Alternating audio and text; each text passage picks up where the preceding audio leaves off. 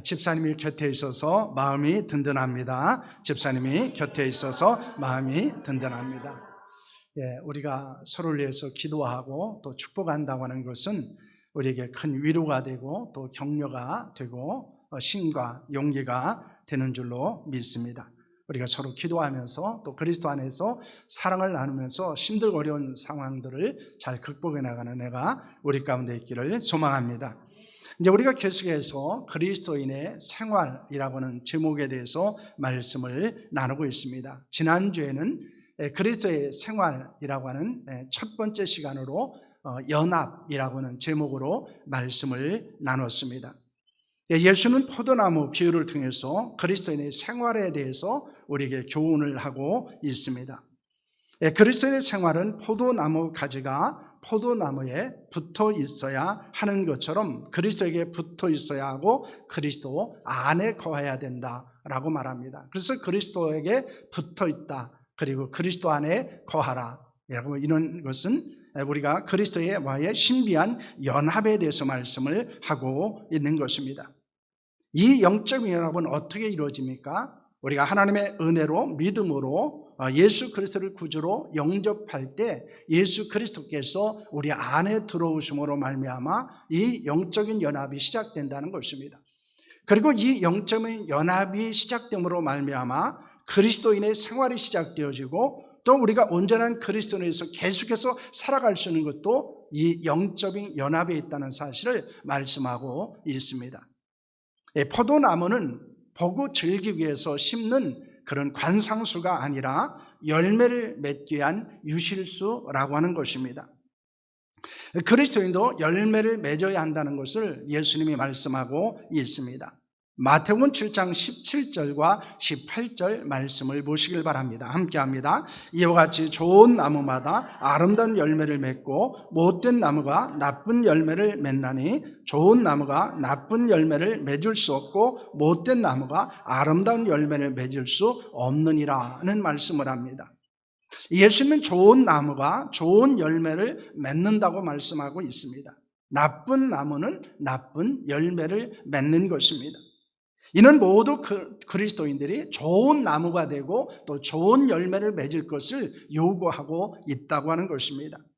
오로는 이 그리스도와의 신비한 연합을 통해서 열매 맺는 그리스도인의 생활에 대해서 은혜를 나누기를 원합니다. 이 포도나무 비유를 통해서 주신 그리스도인의 생활에 있어서 열매는 우리에게 어떤 교훈을 하고 있습니까? 첫째로 열매를 맺지 못하면 어떻게 됩니까? 포도가 포도나무에게 기대하는 것은 열매입니다. 그러므로 열매를 맺지 못하는 가지를 적절하게 처리한다는 것을 말씀하고 있습니다. 여러분, 성경에서 열매는 어떤 의미를 가지고 사용되고 있습니까? 그것은 어떤 일이나 행위를 나타낼 때 열매라고 말하기도 하고 그 일의 결과나 성과를 나타낼 때 열매라고 말하기도 합니다. 그리고 그 성과로 인해서 우리에게 주는 유익이나 아니면 이익을 가리켜서 이것을 열매라고 말하기도 합니다. 그렇다면 그리스도인으로서 열매를 맺는다고 하는 것은 무엇을 의미하고 있습니까? 하나님이 원하시는 사역과 행위를 하는 것을 말합니다. 그것을 통해서 하나님이 기대하는 결과를 나타내는 것을 말하는 것입니다. 그리고 그 결과로 인해서 하나님과 이웃과 교회에 유익을 주는 삶을 말씀하고 있습니다. 이를 위해서 하나님은 우리를 구원하셨고 우리에게 직분과 사역을 맡겨 주신 것입니다. 우리를 향한 하나님의 거룩한 기대가 있다는 것입니다. 그것은 열매입니다. 그래서 하나님은 우리가 열매를 맺는 자로 살아가기를 원하십니다. 우리를 향한 하나님의 거룩한 기대가 이 열매를 맺는 것이라고 하는 이것은 우리가 열매를 맺을 때 하나님의 기쁨이 되고 영광이 된다는 사실을 말씀하고 있는 것입니다. 그러므로 우리는 열매를 통해서 하나님을 기쁘시게 하는 자가 되고 하나님을 만족시키는 자가 되고 또 하나님께 영광을 돌리는 자로 살아갈 수 있기를 소망합니다. 농부는 열매 맺지 못하는 포도나무 가지를 어떻게 합니까? 첫째는 그 농부가 제거한다는 것입니다. 2절 말씀을 보실까요? 우리 함께 합니다. 물은 내게 붙어 있어 열매를 맺지 아니하는 가지는 아버지께서 그것을 제거해 버리시고 물을 열매를 맺는 가지는 더 열매를 맺게 하려 그것을 깨끗하게 하시느니라는 말씀을 하고 있습니다. 예수님은 아버지께서 열매를 맺지 못하는 나뭇가지를 제거해 버리신다고 말씀합니다. 나뭇가지를 제거한다 하는 이 제거한다는 말은 헬라어로 아이로라는 단어가 사용되어지는데 잘라버리다 그리고 빼앗아 버리다 라는 뜻을 갖고 있습니다. 포도나무가지를 제거하는 이유는 무엇입니까? 다른 나무가지의 열매를 맺는데 필요한 영양분을 빼앗아 가기 때문입니다. 잘 익을 수 없도록 햇빛을 가리고 있기 때문입니다. 때로는 병충해에 걸리게 만들기 때문입니다. 그러므로 농부는 열매 맺지 못하는 가지를 잘라버린다고 말씀하는 것입니다. 둘째는 농부가 그 나뭇가지를 불에 던져 사르게 됩니다. 6절 말씀입니다. 함께합니다. 사람이 내 안에 거하지 아니하면 가지처럼 밖에 버려져 마르나니 사람들이 그것을 모아다가 불에 던져 사르느니라는 말씀을 하고 있습니다. 농부는 열매 맺지 못하는 나뭇가지를 제거해서 어떻게 합니까? 포도원 밖에 던졌다가 모아서 불에 던져 태우게 됩니다. 이는 열매를 맺지 못하는 나뭇가지는 단지 땔감으로 사용될 뿐임을 말씀하는 것입니다. 나뭇가지가 열매를 맺지 못하는 것은 해야 할 일을 하지 않는 것입니다. 농부의 기대를 저버린 것입니다. 이에 농부는 나뭇가지를 제거하고 불에 태운다는 것입니다. 하지만 그리스도인의 생활에 적용할 때 주의해야 됩니다. 왜냐하면 가지를 제거한다 그리고 불에 태운다는 것을 하나님이 버리시는 것으로 생각할 수 있기 때문입니다. 그러나 본문에서 가지를 제거하고 불에 태운다는 것은 하나님의 영원한 심판이나 아니면 하나님이 버리신다는 의미가 아니고 이것은 징계와 연단으로 이해해야 한다는 것입니다. 하나님 우리가 열매를 맺지 못할 때 징계하십니다. 그 징계는 우리를 버리시기 위한 것이 아니라 연단을 통해서 우리를 회복시키시기 위한 것입니다. 히브리서 12장 10절과 11절 말씀을 보시길 바랍니다. 우리 함께 하겠습니다. 그들은 잠시 자기의 뜻대로 우리를 징계하였거니와 오직 하나님은 우리의 유익을 위하여 그의 거룩하심에 참여하게 하시느니라. 무릇 징계가 당시에는 즐거워 보이지 않고 슬퍼 보이나 후에 그로 말미암아 연단을 받은 자들은 의와 평강의 열매를 맺느니라는 말씀을 합니다. 부모가 자녀를 징계하는 것은 사랑하기 때문입니다. 자녀가 잘 되기를 원하기 때문입니다. 하나님 아버지께서 우리를 징계하시는 것도 마찬가지입니다. 하나님의 징계를 행하심으로 우리를 유익하게 하려는데 목적이 있다는 것입니다. 그리고 하나님의 영광에 참여할 수 있게 하는 것입니다. 징계를 받을 때는 즐겁지 않습니다. 슬퍼 보이기도 합니다. 때로는 고통스러울 수도 있습니다. 하지만 징계를 통해서 연단을 받으면 의와 평강의 열매를 맺게 된다는 것입니다. 그러므로 징계의 목적은 열매를 맺는 데 있습니다. 회복시키는 데 있다는 것입니다. 우리가 하나님의 은혜로 구원받았지만은 하나님의 뜻대로 살지 못할 때도 있습니다. 복음에 합당하게 살지 못할 수도 있습니다. 하나님이 우리에게 주신 직분과 사역을 감당하지 못할 수도 있습니다. 그때 때로는 하나님이 우리를 징계하신다는 것입니다. 그 징계는 우리를 버리기 위한 것이 아닙니다. 우리를 하여금 구원받은 자로 온전히 살아가며 받은 직분과 사명을 감당하기 위한 목적을 가지고 하시는 것입니다. 그러므로 때로는 열매를 맺지 못함으로 받는 징계를 영적인 훈련으로 여기고 감사해야 합니다. 그래서 이전보다 더 풍성한 열매를 맺는 은혜가 우리 가운데 있기를 소망합니다. 그래서 때로는 우리가 열매를 맺지 못할 때 하나님의 징계를 받지만은 그 징계는 우리를 버림이 아니요 우리를 영원히 심판하기 아니라 우리를 연단하심으로 또다시 우리가 열매를 맺는 자로 살아가기를 원하시기 때문에 주신 것입니다. 둘째로 열매를 맺으면 어떻게 됩니까? 첫째, 더 열매를 맺을 수 있게 됩니다. 2절은 이렇게 말합니다. 물은 내게 붙어 있어 열매를 맺지 아니하는 가지는 아버지께서 그것을 제거해 버리시고 물은 열매를 맺는 가지는 더 열매를 맺게 하여 그것을 깨끗하게 하시느니라고 말씀하고 있습니다. 농부는 열매를 맺지 못한 가지는 제거하고 열매를 맺는 가지는 더 많은 열매를 맺을 수 있게 깨끗하게 하십니다.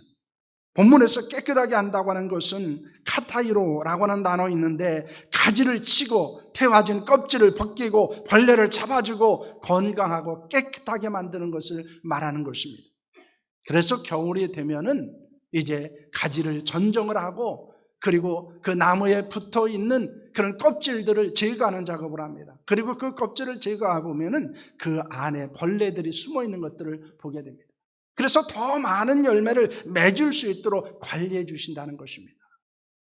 둘째는 아버지 하나님의 영광을 받으십니다. 8절은 이렇게 말합니다. 너희가 열매를 많이 맺으면 나 아버지께서 영광을 받으실 것이요 라고 말씀하고 있습니다. 농부의 기쁨과 보람은 무엇에 있습니까? 추수할 곡식과 열매를 거두는 데 있습니다. 우리가 많은 열매를 맺을 때 하나님 아버지께 기쁨과 보람을 드릴 수 있습니다. 아버지 하나님께서 영광을 받으실 것입니다. 인간의 존재의 목적은 무엇입니까? 하나님을 영화롭게 하는데, 하나님께 영광을 돌리는 데 있다는 것입니다. 여러분, 하나님께 영광 돌리는 자로 살아가기를 원합니까? 그렇다면 우리가 많은 열매를 맺는 그리스도인으로 살아가야 하는 줄로 믿습니다. 그래서 우리가 그리스도인으로서 열매를 맺는 자로 살아갔을 때 하나님의 영광을 받으십니다. 셋째는 그리스도의 제자가 됩니다. 8절은 이렇게 말합니다. 너희가 열매를 많이 맺으면 너희는 내 제자가 되리라는 말씀을 합니다. 예수님은 열매를 많이 맺으면 자신의 제자가 된다고 말씀합니다. 이는 예수님의 제자, 즉 예수 그리스도를 따르는 온전한 그리스도인으로 생활하기 위해서 열매를 맺어야 한다는 것입니다. 왜냐하면 제자의 삶은 열매를 맺는 삶이기 때문입니다. 하나님의 영광을 위해서 살아갈 뿐만 아니라 하나님이 주신 사명을 감당하기 때문입니다. 그리스도의 생활은 많은 열매를 맺는 삶입니다. 그리고 그 열매는 우리가 온전한 그리스도인임을, 또 온전한 그리스도의 제자임을 드러내고 있는 증거라는 것입니다. 그래서 그 나무가 어떠인 것을 알 수 있는 것은 그 열매를 보면 알 수 있다고 말씀합니다. 우리가 온전한 그리스도인으로, 또한 우리가 온전한 제자로 살아가느냐라는 것은 우리가 맺는 열매를 보면 알 수 있다는 것입니다. 그렇기 때문에 우리는 이 열매를 통해서 내가 온전한 그리스도인이요 또한 온전한 그리스도의 제자임을 드러낼 수 있는 것입니다. 셋째로 어떻게 열매를 맺을 수 있습니까? 예수님의 제자들 향해서 열매를 맺을 수 있는 방법을 알려주십니다. 더 많은 열매를 맺기 위해서는 어떻게 해야 합니까? 첫째는 포도나무에 붙어 있어야 합니다. 4절과 5절 말씀을 보시길 바랍니다. 함께 하겠습니다. 내 안에 거하라, 나도 너희 안에 거하리라. 가지가 포도나무에 붙어 있지 아니하면 스스로 열매를 맺을 수 없음같이 너희도 내 안에 있지 아니하면 그러하리라. 나는 포도나무요 너희는 가지라. 그가 내 안에 내가 그 안에 거하면 사람이 열매를 많이 맺나니 나를 떠나서는 너희가 아무것도 할 수 없음이라는 말씀을 합니다. 나뭇가지가 포도나무에 붙어 있어야 하는 것은 생존을 위한 것이고, 또 하나는 열매를 위한 것이다 라는 것입니다. 왜냐하면 나무로부터 계속해서 영양분과 수분을 공급받아야 성장할 수 있고 열매를 맺을 수 있기 때문입니다. 예수님을 떠나서는 아무것도 할 수 없다라고 말씀합니다. 포도나무에 붙어 있지 않으면 스스로 열매를 맺을 수 없다라고 말씀합니다. 여러분, 중요한 것은 우리가 예수 그리스도를 떠나서는 생존할 수도 없고 열매를 맺는 삶을 살아갈 수도 없다는 것입니다. 오늘 우리가 이 포도나무 비유에서 가장 중요한 것은 관계에 대한 부분입니다. 우리가 예수 그리스도 어떤 관계를 가지고 있느냐라는 것입니다. 그래서 우리가 계속해서 살펴보겠지만은 우리가 예수 그리스도 안에 거하게 됐을 때 우리가 기도하면 응답을 주신다고 말씀합니다. 우리가 예수 그리스도 안에 있었을 때요, 관계를 갖고 있었을 때, 예수 그리스도와 친밀한 관계에 있었을 때 기도 응답도 주신다는 것입니다. 여러분, 사랑이 무엇입니까? 사랑은 하나님의 말씀에 순종하는 것입니다. 하나님의 말씀에 순종한다는 건 우리가 하나님과의 친밀한 영적 교제를 나누고 있다는 것을 보여주는 것입니다. 그래서 이 포도나무 비유에서 가장 핵심적인 주제가 있다면 그것은 관계입니다. 그 관계는 무엇입니까? 연합입니다. 내가 예수 그리스도 안에 있고 그리스도께서 내 안에 계시는 그 관계를 말합니다. 그 관계 가운데 있었을 때 우리가 열매를 맺는다는 사실을 보여주고 있는 것입니다. 예수님을 떠나서는 아무것도 할 수 없습니다. 우리가 예수 그리스도 안에 있으면 스스로 열매를 맺을 수 있다고 말씀하고 있습니다. 열매는 저절로 맺는 것입니다. 우리가 그리스도 안에 있었을 때 그 열매는 저절로 맺힌다는 것입니다. 그리스도인으로 열매를 맺기 위해서 필요한 것은 예수님과 신비한 연합입니다. 즉 예수 그리스도에게 붙어 있어야 합니다. 예수님 안에 거해야 합니다. 그러므로 우리는 예수 그리스도 안에서 예수 그리스도를 가까이 함으로 예수 그리스도에 붙어 있으므로 많은 열매를 맺을 수 있는 줄로 믿습니다. 둘째는 포도나무 가지가 깨끗해야 합니다. 2절과 3절 말씀은 이렇게 됩니다. 물은 내게 붙어있어 열매를 맺지 않은 가지는 아버지께서 그것을 제거해 버리시고 물을 열매를 맺는 가지는 더 열매를 맺게 하려 하여 그것을 깨끗하게 하시니라. 너희는 내가 일러준 말로 이미 깨끗하여 졌으니 라는 말씀을 합니다. 많은 열매를 맺기 위해서 필요한 것은 적절한 가지치기입니다. 그 열매를 맺는데 불필요한 것을 제거하는 것입니다. 필요한 것을 남겨두는 것입니다. 우리에게도 적절한 영적인 가지치기가 필요합니다. 열매를 맺는데 방해가 되는 것들은 무엇입니까? 그것은 자기 자신일 수도, 재물일 수도, 육체의 소욕일 수도, 세상의 즐거움일 수도 있습니다. 때로는 영적인 교만일 수도 있고, 때로는 우리가 과거에 받았던 상처일 수도 있습니다. 그것이 우리가 열매 맺는데 방해가 되어지고 장애물이라는 것입니다. 그래서 우리는 하나님 앞에서 우리 자신을 돌아보며 기도하며 하나님의 뜻을 구해야 합니다. 내가 열매 맺는 그리스도로 살아가지 못하는 것은 하나님 무엇 때문입니까? 내가 무엇을 제거해야 됩니까? 무엇을 버려야 됩니까? 무엇과 단절해야 됩니까? 라는 것입니다. 우리가 그것을 버리고 단절하고 제거했을 때 우리는 좀 힘들 수 있습니다. 좀 아플 수 있습니다. 좀 고통스러울 수 있습니다. 하지만 그것을 제거할 때, 그것을 버릴 때, 그것과 단절할 때 열매를 맺는다는 사실을 믿으시기를 바랍니다. 넷째로 어떤 열매를 맺어야 합니까? 성경은 그리스도인이 맺어야 될 열매에 대해서 굉장히 많이 언급하고 있습니다.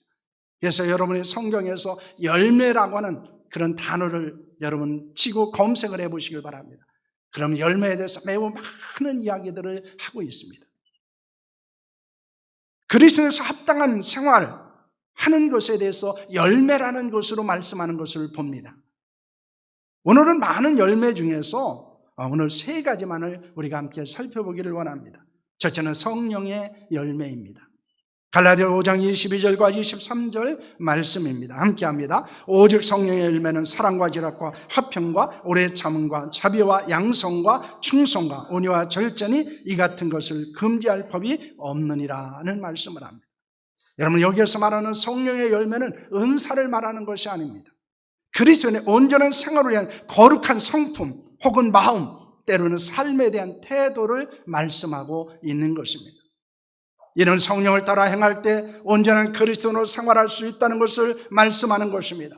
성령 충만한 그리스도인이 거룩한 열매를 맺을 수 있습니다. 영적인 것만 아니라 인격적으로 성숙한 그리스도인이 되어졌을 때 우리는 열매를 맺는 자로 살아갈 수 있다는 것입니다. 그러므로 우리가 성숙한 그리스도인으로서 생활한다는 것은 성령의 열매를 맺을 수 있다는 것을 보여주고 있습니다. 우리는 성령 충만해야 합니다. 그래야 성령의 열매를 맺게 되어지고 우리는 거룩한 그리스도인의 인격을 가지고 살아갈 뿐만 아니라 신앙 인격을 가진 자로서 살아갈 수 있는 줄로 믿으시기를 바랍니다. 둘째는 빛의 열매입니다. 에베소 5장 8절에서 9절까지 말씀입니다. 함께합니다. 너희가 전에는 어둠이더니 이제는 주 안에서 빛이라. 빛의 자녀들처럼 행하라. 빛의 열매는 모든 착함과 의로움과 진실함에 있느니라는 말씀을 합니다. 하나님은 빛입니다. 우리도 세상의 빛입니다. 그러나 우리가 비친 것은 스스로 빛을 내는 발광체로서의 빛이 아니고 하나님의 빛이 있어야 빛을 내는 반사체로서의 빛입니다. 우리는 빛이신 하나님의 자녀로 빛의 열매를 맺어야 합니다. 빛의 열매는 선한 일과 옳은 일과 진실한 일을 행하는 것입니다. 반면에 어둠의 열매는 음행을 행하고 더러운 것을 행하고 탐욕을 갖고 살아가고 우상을 숭배하는 일이라고 성경은 말씀하고 있습니다. 그런데 빛을 비추는 것은 무엇입니까? 빛의 열매를 맺는다고 하는 것은 무엇입니까? 마태복음 5장 16절 말씀입니다. 함께합니다. 이같이 너희 빛이 사람 앞에 비치게 하여 그들로 너희 착한 행실을 보고 하늘에 계신 너희 아버지께 영광을 돌리게 하라. 이렇게 말합니다. 여러분, 예수님은 빛을 비추는 것을 무엇이라고 말합니까? 착한 행실이다, 이렇게 말씀합니다. 여러분, 착하고 악하다는 기준이 무엇입니까? 하나님이에요. 하나님의 말씀입니다. 여러분, 그렇기 때문에 그 착한 행실을 보고 사람들은 아버지 하나님을 발견합니다. 하나님께 영광을 돌리게 된다는 것입니다. 우리에게 더 많은 빛의 열매가 있기를 원합니다. 더 많이 착한 행실을 할 수 있기를 원합니다. 그럴 때 우리는 많은 사람들에게 선한 영향력을 끼치는 자로 살아갈 수 있는 것입니다. 그래서 우리가 온전한 그리스도인으로서 생활하기 위해서는 빛의 열매가 있어야 하는데, 그 빛의 열매는 무엇입니까? 착한 행실에 있다는 것을 말씀하고 있는 것입니다. 셋째는 전도의 열매입니다. 고린도전서 16장 15절과 16절 말씀입니다. 함께합니다. 형제들아, 스데반의 집은 곧 아가의 첫 열매요 또 성도 섬기기로 작정한 줄을 너희가 아는지라. 내가 너희를 권하노니 이 같은 사람들과 또 함께 일하며 술과하는 모든 사람들에게 순종하라 라고 말씀합니다. 바울은 스데바나의 가족은 아가의 첫 열매라고 말합니다. 그는 2차 선교를 하면서 아가의 지역에서 복음을 전했고 맨 처음 믿은 사람이 스바나의 가족들이었다고 말씀하고 있는 것입니다. 그들은 전도의 첫 열매로 바울과 복음을 위해서 헌신하기로 작정을 했습니다. 이에 그들과 같은 사람들과 함께 복음을 위해서 헌신하며 자들을 순종할 것을 권면하고 있습니다. 스데반의 가족만 아니고 브리스가와 아굴라의 집에 있는 교회의 성도였던 에베돈에도 아시아 지역에서 그리스도께 처음 맺은 열매다라고 바울은 고백합니다. 그래서 바울은 복음을 전하고 그리고 그 복음을 듣고 예수 그리스도를 믿고 구원받은 사람들을 열매라고 말하고 있습니다. 여러분, 고린도전서 1장 5절과 6절 말씀을 보시길 바랍니다. 함께합니다. 너희를 위하여 하늘에 쌓아둔 소망으로 말미암으니 곧 너희가 전에 복음 진리의 말씀을 들은 것이라. 이 복음이 이미 너희에게 이름에 너희가 듣고 참으로 하나님의 은혜를 깨달은 날부터 너희 중에서와 같이 또한 온 자네에서도 열매를 맺어 자라는도다. 이렇게 말씀합니다. 여러분, 이것은 매우 우리에게 중요한 교훈을 합니다. 우리는 누군가가 전한 복음의 열매라는 것입니다. 그래서 우리는 누군가가 복음을 우리에게 전하고 우리가 그 복음을 듣고 예수 그리스도를 믿고 영접한 열매입니다. 이것은 또한 우리에게 무엇을 이야기하고 있습니까? 우리는 또한 복음을 전함으로 또 다른 열매를 맺게 해야 된다는 사실을 보여주고 있는 것입니다. 그래서 우리는 누군가가 전한 복음 진리의 말씀의 열매입니다. 우리는 하나님의 은혜를 깨달은 날부터 성장하고 또한 전도의 열매를 맺는 자가 되어야 한다는 것입니다.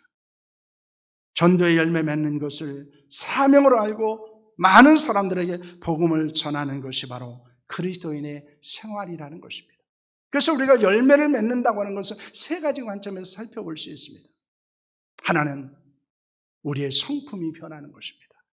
성령의 충만한 가운데서 우리의 성품, 우리의 마음이 변하는 것입니다. 그래서 성령의 열매를 맺는 것입니다. 우리의 행실이 변하는 것입니다. 그러므로 우리는 빛의 자녀들처럼 살아가는 것입니다. 뿐만 아니라 우리는 복음을 전함으로 열매를 맺는 삶을 살아가는 데 있다는 것입니다. 이것은 사역의 열매를 말씀하고 있는 것입니다. 그래서 우리는 열매라고 하는 것을 우리는 세 가지 관점에서 살펴봅니다. 첫째는 우리의 성품, 우리의 인격적인 것. 하나는 우리의 행위적인 것, 행동에 있다는 거예요. 그리고 하나는 우리의 사역입니다. 복음을 전함으로 열매를 맺는 삶을 살아갈 것을 말씀합니다. 그래서 우리는 우리 자신을 돌아봐야 돼요. 내가 인격적으로 어떤 열매를 맺고 있는지, 내가 행동으로 어떤 열매를 맺고 있는지, 내가 또한 하나님을 위해서 헌신함으로 사역함으로 어떤 열매를 맺고 있는지를 돌아봐야 합니다. 왜냐하면 열매를 맺는 것이 그리스도인의 생활이기 때문입니다. 우리는 그리스도인입니다. 그리스도인은 열매를 맺는 자가 되어야 합니다. 어떤 열매입니까? 성령의 열매입니다. 빛의 열매입니다. 전도의 열매입니다. 어떻게 열매를 맺을 수 있습니까? 그리스도 안에 있어야 합니다. 열매를 맺는 데 방해가 되는 것을 제거하셔야 합니다. 그 열매를 통해서 하나님을 영화롭게 해야 합니다. 그리스도인의 생활은 열매를 맺는 데 있습니다. 우리 모두 그리스도 예수 안에서 좋은 열매를 맺을 수 있기를 축복합니다. 더 많은 열매를 맺을 수 있기를 소망합니다. 그래서 우리는 그리스도의 생활은 열매를 맺는 것으로서 우리가 온전한 그리스도인을 드러낸다는 사실을 잊지 않아야 합니다. 그래서 우리가 열매 맺는 그리스도인으로서 생활하고 있는지 우리 자신을 돌아보고 우리가 계속해서 열매를 맺을 뿐만 아니라 더 좋은 열매를 하나님께 드리는 자로 살아갈 수 있기를 축원합니다. 기도하겠습니다.